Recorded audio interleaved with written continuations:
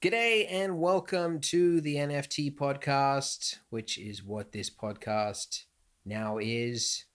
It's all NFTs. It's all I'm going to talk about because that's all you guys can talk about.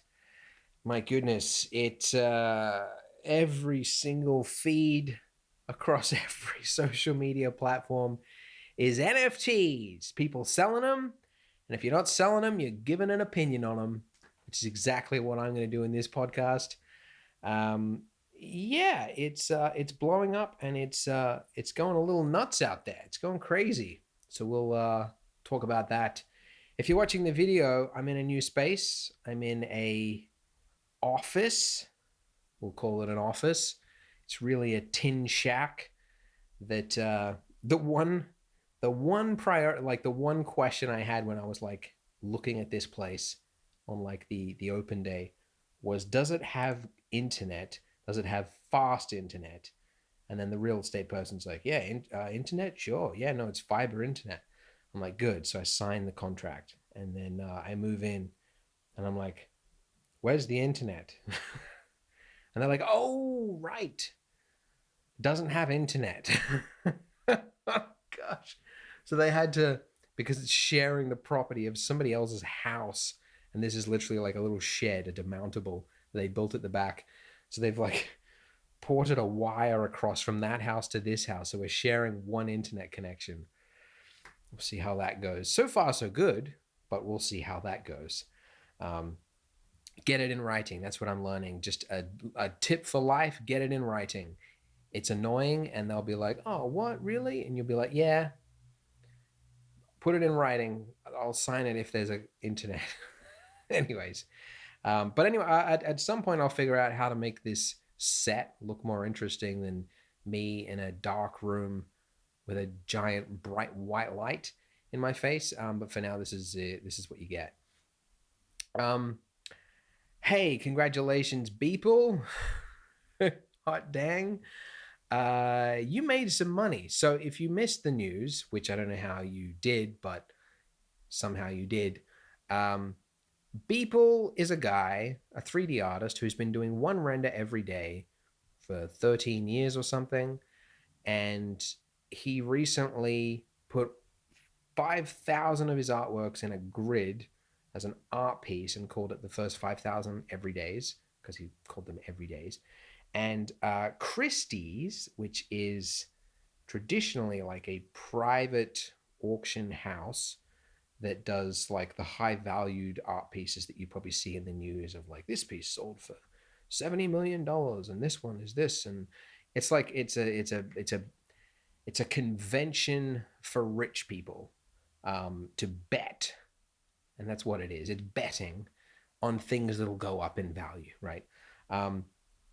But this had never been possible before to do for digital art because, of course, it's digital. I hit Control C and Control V. Now I own your artwork. Huh? Well, non fungible tokens have changed the game. Non fungible tokens, NFT, means that using the blockchain, and this is where I wade into topics that I don't understand, the computers that are in the cloud, no, they're down here. They authenticate who owns what. And I say, this is my donut render, but I'm going to sell it to one person who wants it. And then a bunch of people go, me, me, me, me. And they all bid on it. And then at the end of it, I transfer my token that says ownership to this person. What they get for it is exactly that. The picture is still online. It's still everywhere. It's still a tutorial that has been replicated tens of thousands of times by people who finish the tutorial. But one person gets to say they own that thing. And this is a new thing that is sweeping the world. Everything can be an NFT. Lindsay Lohan has an NFT. Logan Paul has an NFT. Soldier Boy has an NFT. And that's just to name a few. Mark Cuban, didn't he have an NFT of him dancing or something? Um, anything is an NFT now. I think it's just going to reach the point where everybody has an NFT account of things that they've done and owned, teenagers will go like, here's a photo of my foot. Does anyone want to buy it? No, no one wants to buy that. And we'll, just like everyone has a social media account, everyone will have an NFT account, and you'll just be bidding on things that'll become more valuable. You hope will become more valuable. It's not dissimilar actually to there was this website that I loved growing up. It was like 10 years ago. It was called The 61. And it was a little known website, which was really cool before they killed it with a site redesign that they refused to roll back, and it died a natural death. But it was like Spotify, but for music discovery. And it was using gamification rules. Basically, every user on the platform got 20 tokens a day, 20 love hearts a day, I guess they called it. And you could place those love hearts on as many tracks as you want, or multiple ones on the same track. And it was basically a bet that song was going to increase, that more people later on were going to place love hearts on it. And then if you placed a love heart early on, then you got bonus love hearts or bonus points later on. So it was incentivizing people to discover new music and go deep into the records and go like, oh, I think this is going to be a hit. Oh, this sounds great. And place a bet on that. And then it blew up, and then you got points for it. It was a really, really cool idea. Now that's NFTs. That's exactly what is happening here. It's placing bets on what is going to be popular. It's finding an artist which is doing something cool and going, oh, I like this guy's work. He's just getting started. He's getting warmed up. I reckon he's going to be big in the future. I'm going to buy one of his NFTs for $200 or whatever it is, right? And maybe you win. Maybe you lose. It's a bet, right? And I think when you think of it like that, it makes a lot of sense, rather than like, oh, what are you buying? So, there's this whole thing of like, to finish the story. Okay, so Beeple had this Christie's piece, and he was going to sell it at the auction. Now, previously, Beeple's pieces had sold for hundreds of thousands each as NFTs. His first one was $66,000, and I messaged him on Twitter. I'm like, did you seriously make $66,000 from this? He's like, yeah, and I sold 2 of them. I'm like, what the hell? Then a few weeks later, he made $3.5 million in one weekend selling a bunch of stuff at once. That was crazy. And I was like, oh my goodness, what could top this? So he had this 5,000 piece artwork that was going to be sold at Christie's, which was up a tier again, because that was like a top tier. Basically, Christie's and Sotheby's are the 2 major auction houses of the world. And I was like, whoa, this is going to be big. So I made a prediction on my newsletter that it was going to sell for $2 million. That was my bet. $2 million as a guesstimate. And so what happened? Well, on the first day, it hit 10 million. And then it sort of stayed around 12, 14 million for most of the 2-week period that it was on auction.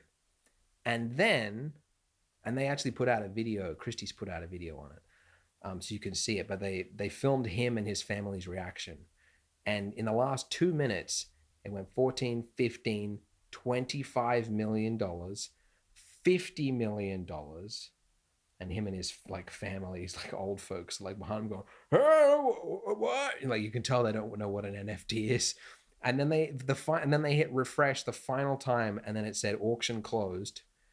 Final sale $69.3 million. Now, I don't know what you do after that. I don't know how they pull you down out of the clouds to say this is real. It must be a similar feeling to like winning the lottery, even though it's not the lottery and it was your hard work that pulled it off. You just went from nothing to having all the money you'll ever need and being able to pass it down for generations. I don't know how you do that, especially since he did that consecutively. Like we sold $66,000 worth. He must have been like, oh my gosh, look at all this money. Because he was just like doing freelancing for a bit and like every days and like working for brands. Like that's, paycheck to paycheck, really. That's kind of slim pickings. And then he suddenly made like a year's salary selling one thing. That must have been crazy. And then $3.5 million. That must have been crazy. This I think you just sort of tap out and go, I'll just not expect anything from now on, and we'll just see what happens. I'll just pretend. I'll put it in a bank account and pretend it's not there, and we'll see what happens. No, but congrats, man. I got to be honest though. My first thought when I heard about this, when I saw it, was just insane jealousy, because really, and I said this before, there's nothing technically difficult about any one of his pieces. If you just pull it up and like look at it, like it's an artwork that many 3D artists could have done, right? It's, it's got some elements and models pulled in from different places and textures, and it's a scene, there's nothing hard about it. And so part of you thinks when you see it, I could do that. That guy doesn't know what he's talking about. I could do that. You forget that it was 13 years in the making. And that doing it every single day, Christmas, when you're sick, when you've got other stuff going on, when you didn't sleep the night before because you just sold a bunch of money, when everything in your life is telling you no, to still do it every single day. That's the story. That's it. And that is very hard to reproduce. I think the other thing that drove his success, or the price of it really, is that because he was doing these every single day, the turnaround time was rapid. So you could see something in the news and think, I wonder what Beeple's going to do tomorrow. Like, what's the artwork going to be? Because it's going to be that. And that turnaround time was it became part of the cultural conversation. Seeing his thing on Instagram based on, what you saw yesterday, or Elon Musk tweeting about Dogecoin, and then Elon Musk walking the dog on Mars, or whatever it is, it's like it just becomes part of the conversation. And so he wasn't just known within the 3D art space. It was, my friends are asking me, do you know Beeple? Becomes part of the conversation. 1.4 million followers or something. That just, it's somebody you follow who's doing something cool. And I think that's it. People want to buy a piece of that. They want to get a little piece of that puzzle.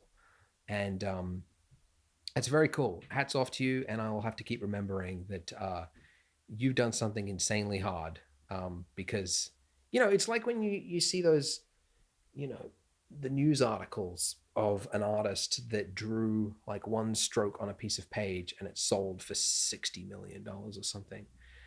And it just blows up across the news, headlines around the world, because they love promoting it, because they know the only reaction the readers will have is outrage, because it is stupid. It's not worth $60 million in materials or time.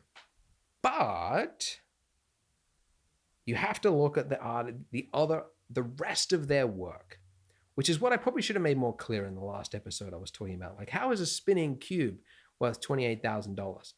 It's like the technical skill is a very small component of the whole. And it's still hard to accept that a spinning cube is worth $28,000. But if you look at, and actually I just did an interview with Ben Morrow, which will be the next episode after this one. But he was talking about like their first pieces sell for like $100, $200, $300, $400, $500. And then it's like $1,000, and then $5,000, and then it's $20,000 each. And now these ones that were bought down here, $100, like they're now raised. Like every time the next piece sells for more, the bar is raised on all of them. And all those pieces are now worth more. And the next piece now, because of this, because of the expectation that these prices keep going up, the next piece is worth more than that. It's now worth $50,000, even if that piece is a spinning cube. So you have to accept that. And it is hard, especially when you've made a living being a technical artist, or that's what you know and care about. That's kind of your thing. But you have to accept that it's the technical skill part is one small component. And it's generated so much hatred as well in the art space. It's really the most divisive thing I can recall since the left click, right click debates of 2012. I don't know what it was. I did that within the Blender community. I haven't seen this much debate since we were talking about whether left or right click was was the right one. It's really torn the community at the seams, really. Like, you'll have somebody posting their NFT on Twitter or Facebook, and they'll go, "Here's my NFT. Da da da. What do you think? Yeah, maybe I'll make some money. Check it out." And then replying to that, you'll have people going, "I would never sell my NFT, my artwork as an NFT."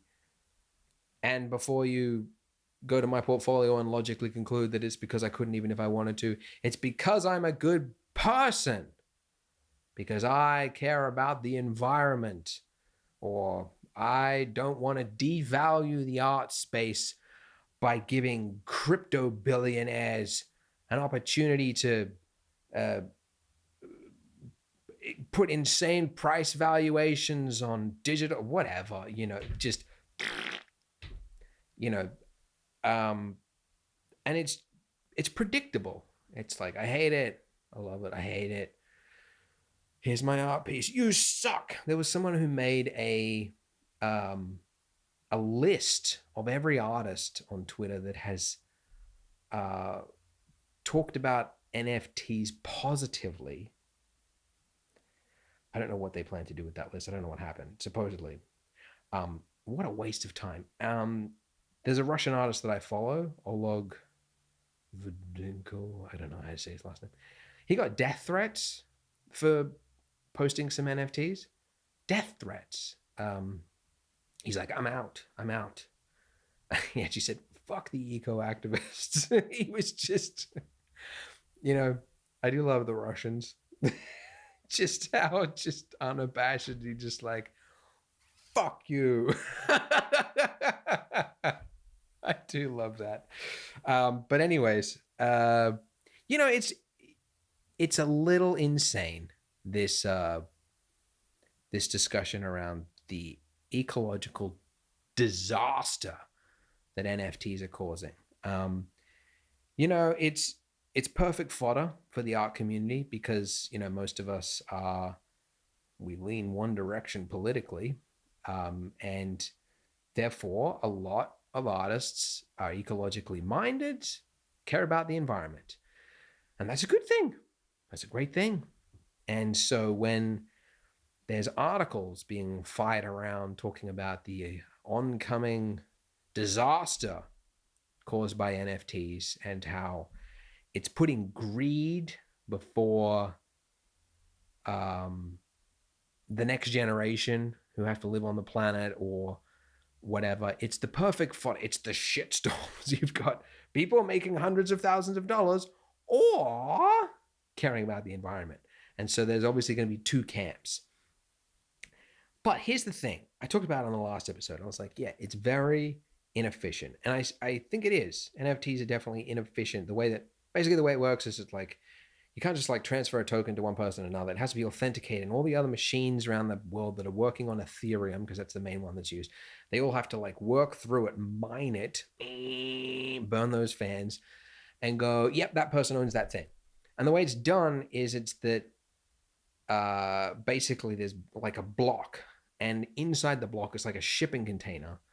When they work on the block, inside, you don't know what's inside the shipping container because you can't open it. It could be one transaction, it could be thousands of transactions. They could be complex or they could be simple, or they could be nothing in the box, and the processing time will be the same.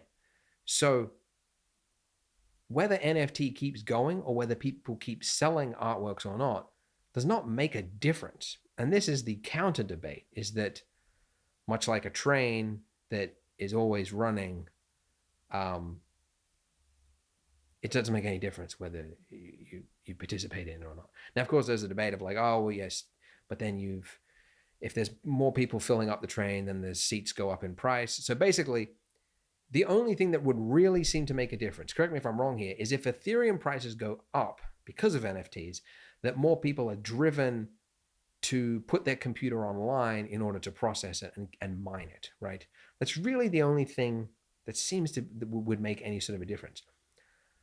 If that's true, and I don't know, I was talking to a developer on Twitter who is a lead developer at Ethereum, and that does seem to be the case. You can't put like a dollar price on this NFT costs this much energy to produce, or this many it's not transactions based, it's not price based. You can't do that. In which case, what's all the figures coming from? Why are we saying that like this art piece cost this much? And am I missing something? It doesn't seem right. It seems that if it's all based around the something, so yeah, it seems like it's very inefficient, and it would be nice if I could participate in it without having to think of myself as a villain in a Captain Planet episode. It would be nice. And when it moves to Ethereum 2, supposedly by next year, some people go, oh yeah, but they've been saying that forever. And it's like, yeah, well, they will keep saying it until it happens, and then it happens. And it's going to happen. And I think the pressure on the NFT platforms, they got the message. So there's already rival marketplaces that have opened up that are using the new proof of stake. That's the one, instead of proof of work. And that's like vastly more inefficient. That will, yeah, basically they got the message. People are moving to those ones. So there's a huge incentive to fix the issue. So, yeah, it's going to happen. But yeah, the thing is, does it really matter?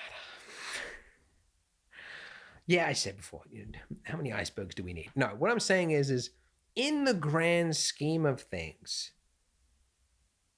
NFTs are nothing. Really, nothing. If you're looking at emissions across the planet, okay? Now, I hate it when someone brings up a problem and they want to talk about a problem, and then someone goes, well, why are you talking about that problem? This problem is way worse, right? So you should be able to talk about NFTs without someone comparing it to food, right? Like food is like way worse, beef consumption or whatever. You should be able to do that, right? But to a point, there's a limit, because perspective means something. Imagine this. Imagine if there was like a global movement about preventing deaths by lightning strikes, okay? And there was long threads on Twitter of people bringing awareness to death from lightning strikes. And there was at-length discussions, and they were looking at alternatives to going outside, and people were naming and shaming and sending death threats to people who post photos of themselves in the rain, and people were boycotting companies that had their employees work outside when it's cloudy. And then there was like a doctor who was like, well, it only kills a handful of people every year. If the goal is net reduction in people dying, you would be better spent convincing people to eat less food, because heart disease kills hundreds of thousands of people every year. And then if people were like, you shut up, we should be able to talk about bad things without you talking about things that are worse, it would be crazy, right? At a certain point, things become overkill. Things become overblown. And what I just described is the exact perfect analogy for NFTs, because they are, in fact, the exact same percentage of difference. The NFTs are to global emissions what lightning strikes are to mortality, to fatalities across a country in a year. 0.0006% of emissions and mortalities, lightning strikes. So does it matter? Is it worth all this time? Is it worth all this effort? And the thing is like, if all you cared, if all your eco-activism was based around fixing NFTs, and let's say you were insanely successful at it to the point that you just killed it, just wiped it out and destroyed that, you would have a 0.0006% influence of emissions on the planet, right? Now, I don't know about you, but that sounds like a spectacular waste of my time, because you wouldn't even be able to observe it, even if you were able to accomplish that. You would not be able to see any effect in that. You would not be able to record it and see what has changed because of it. And so that's why a part of me, in fact, a large part of me, thinks with a lot of this movement, it's what the boomers say the millennials are doing. It's pretending to care. That's what I think. I know that sounds mean, because I know people do honestly care about this, and they're trying to be mindful and all that kind of thing. But it really doesn't matter if for the next year people use these NFT platforms that are a little bit bad, right? Because they're going to move to the new system. It's going to be fixed soon anyway. So right in this moment, does it really matter? Do we really need to be sending death threats? Do we really need to be getting on people's cases because they're, fixing some of their income with NFTs rather than selling prints? Like, this is the other thing. You got to compare it to other sources of income that artists need to make. And nobody cares when an artist opens up an ArtStation print store with their prints, and then ArtStation individually prints, packages, and mails prints all around the world so that people can stick it up in their living room. Now, I don't know what the ecological cost of that, but I'm imagining it's vastly more than if they were to sell one NFT. And yet they'll probably make more from that one, so they don't have to do the rest of the prints, right? Supposedly 10 t-shirts, it's about the cost of one NFT, if you go by those figures based on the thing, which I don't think is accurate or matters. But anyways, so, just perspective is all I think that sort of matters, right? Yeah. And that's the other thing. Boy, did we pick the wrong career to be grandstanding about caring about the environment. Because, I don't know if you know this, but 3D rendering tends to use a lot of energy, which is the exact claim which is made about NFTs, that they are wastefully using energy on things that do not matter. Well, I did some math based on the amount of watts a computer uses. A computer like mine, it's about 800 watts an hour or whatever, 19 kilowatts for a day. Well, that means if the average, NFT is about 38 kilowatts, which apparently it supposedly is according to that thing, which I don't believe. But anyways, if it is that, well, then 2 days of rendering is about the cost of selling one NFT. So my forest tutorial, I don't know if you watched that, the camera goes through the forest, I made a big tutorial on it. That was about 6 weeks of me building it. And of that, about 2.5 weeks was overnight rendering, trying different lights and rendering the animation multiple times, doing it at 4K, volumetrics, which Blender is exceedingly bad at, just taking forever to render. On dual Titan RTXs, by the way, so probably even more than 800 watts an hour. All of that was, I don't know how many, what was that, 5 to 10 NFTs? I have no idea. And yet when I posted it, no one said anything. Nobody came after me. Nobody tried to cancel me for making NFTs. In fact, if anything, people were like impressed at how patient I was to do the renderings, right? That I did this animation. So then that brings the point, is like, should we not do animations? Should we only support artists who are animating things that are of value? Or what about just becoming a 3D artist, right? Like, should we not encourage people to join the space, right? Am I the devil because I've made a donut series that have brought tens of thousands of people to the starting their 3D journey or something, right? Because, I mean, when you think about it, most of those people are just hobbyists, and they will be hobbyists. Maybe, I don't know, 10% will actually get a career in it. So really, they're just making something for fun that they're just going to show off to their friends. What value does that add to the world? So that's a huge ecological cost. So everybody draws the line somewhere. And we have to accept that people are going to draw their line differently. Some people are going to take less flights. Some people are not going to drink coffee, because coffee, I did the math here, if you have like 2 coffees a day with milk, by the end of the year, that's about 2 to 3 NFTs, if you go by that chart. So everything has an ecological cost. Everybody draws a line somewhere differently. And I think most people are just fronting.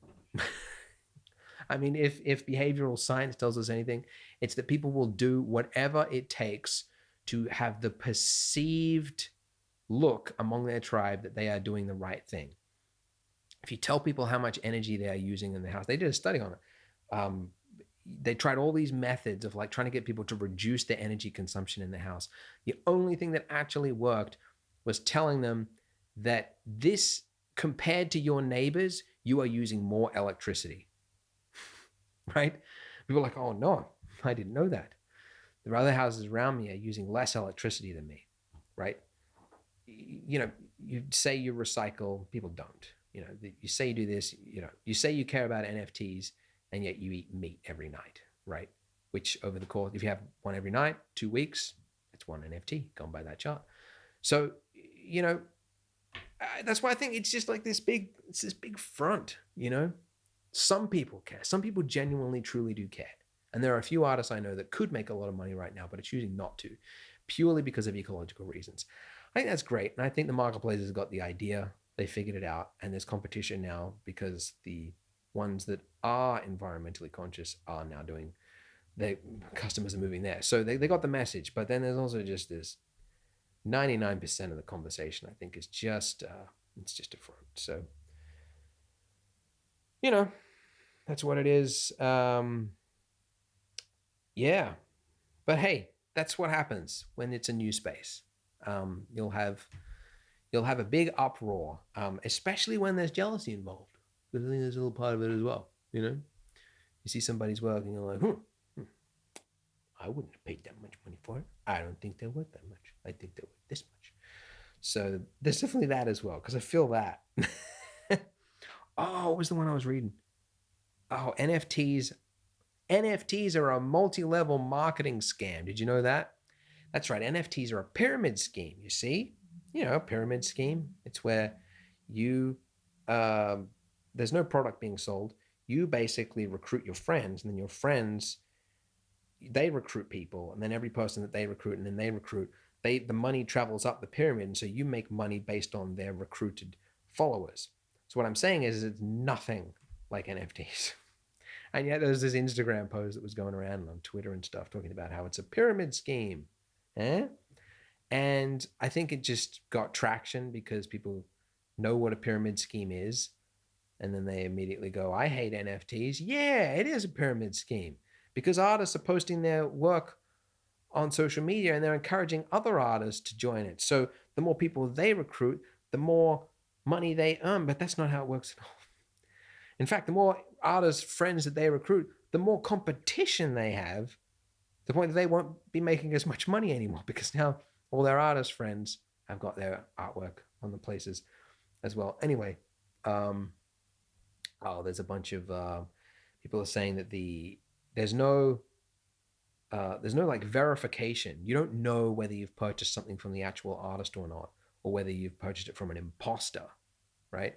Because that's another one. It's just like some people have found their work posted by other people on an NFT. That doesn't mean it's dead. Doesn't mean it's not fixable. When YouTube started, it has all sorts of problems that they had to figure out. Copyright infringement and hate speech and harassment, bullying, scams, spam, all this stuff. Doesn't mean it's flawed. It just means it's new and it's going to be solved with time. I mean, the easiest one for this one is like, if you're going to spend some money purchasing something from a random website, maybe check that it's from that artist. Go to their social media and see if they posted it. If they didn't, it's probably not theirs, right? I mean, that's an easy one you could do, but I'd imagine it would just be like ID verification, maybe. You'd have to post a photo of yourself holding a sign that says Nifty Gateway or whatever, your ID, whatever it is. You'd have to verify that it came from you, I think, somehow. And they're probably even already doing this now. They're probably fixing it, but yeah. And then there's also this whole extra market of people, because that's the other thing is that whenever there's a get rich quick scheme, which I'm not saying this is, but it does appear like that from the outside. Whenever there is that, you attract the worst kind of people. Anyone who has anything to do with crypto in their Twitter bio, I would not want to be trapped in an elevator with. They seem to be focused on one thing and one thing only, and that is making money for doing no work, right? Which is not the sort of person I want to be around. And there's a bunch of them in the NFT space, right? It's people that are stealing stuff, or they're just getting stock photos and they're mashing them together with some awful filter that they found in Photoshop. And then no one's buying it, of course. So that's sad and disappointing. And they'll get bored and meet, eventually. But it's like there's all these different marketplaces that have different approaches to it. Some of them are doing the YouTube thing, where it's like everyone's welcome. There's no curation. There's no invitation. You don't have to be referred by anyone. Anyone can join. And then there's others that are like exclusive, super rare. You have to apply. A Nifty Gateway, you have to be invited. But yeah, some of them are just open. And that's fine, except you have to find a way for your algorithm to curate it properly. You have to do what YouTube does really well. It just has to be like killer data to understand what it is that actually matters. And then the stuff that doesn't matter, you just bury and just put it down there, which is longer term, I think, the solution. But yeah, it's a hard one to crack. You got to have a lot of really good engineers to fix that search problem.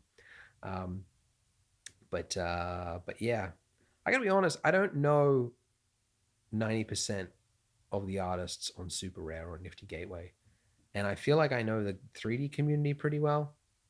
And almost everything I see on these ones is like, who is this person, and why is it worth so much money? You know, that was my whole point for the last episode, talking about a spinning cube. Never heard of this person. Why is a spinning cube worth so much money? It's because of the stuff that came before it.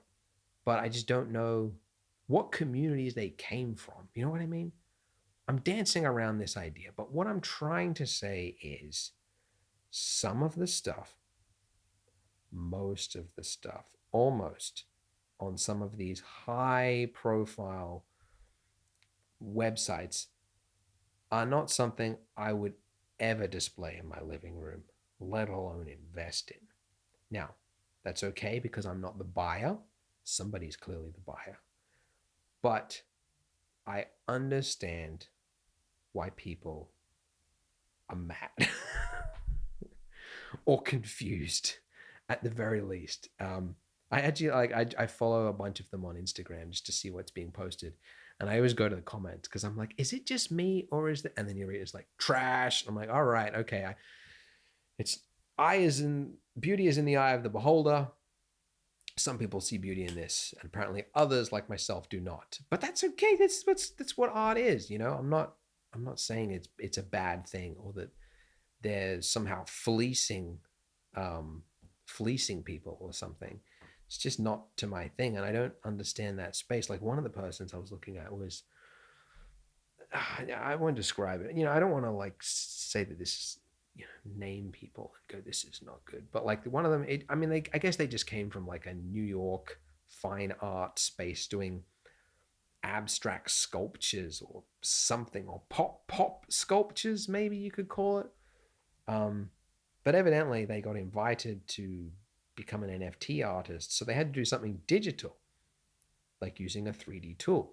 So I assume they hired a few ghost 3D artists, you could say, who would not credit themselves with the artwork, but they got paid, and therefore the artist then got to say, this is mine and this is my work. But because of that, I think the original artist doesn't know what makes good 3D artwork. So maybe they hired these artists on Fiverr or something, and they made some the best word to describe it is artwork that you know, it's one of those things where it's like when you know a space very well, and then you see other people approach it and then like do it really badly, and you're like, yeah, it's hard, isn't it? I don't know. Oh, there's a lot of ego involved and emotions and jealousy, and oh, it's the perfect storm. But that's where we are, guys. It's the new gold rush. Welcome to it. Welcome to it. Some people will get rich. Some people will not. Most people will not. That's the other one that I don't understand. People talking about like, oh, this is all a scam because the people at the top, you know, only 1% of people will actually, you know, make lots of money from it. Maybe 10% will actually make any money from it, and 90% will make no money from it. And in fact, these platforms are charging. You have to sign up. You have to pay for your own to like put it in the marketplace originally or something. So they're making money off it, and most people will never sell anything. I'm like, yeah, it's a risk. It's a risk to join a new market. You ever tried to start a business, right? What do you think Squarespace's model is built on? It's people who think they're going to make money from their business. Most of them won't. But Squarespace will make $10 a month while they try. That's kind of how it is. It's up to the artist to do the risk assessment themselves to figure out, will I make money from this? And research it and do it properly. And yeah, maybe they actually do suck, and maybe they don't have any. There's no reason that anybody would buy it. And then yeah, you'll lose money, right? It's like opening a bank account or opening a any investment really. And I hope to get more returns on this, so I'm going to do this. It's like there's no reason the marketplace should let you in for free for doing nothing. Um, that's their business model, I guess. I mean, I assume they also take a commission. That's really their business model. It's the commissions. Oh man, what's the commission on Beeple's one, huh? Like Christie's.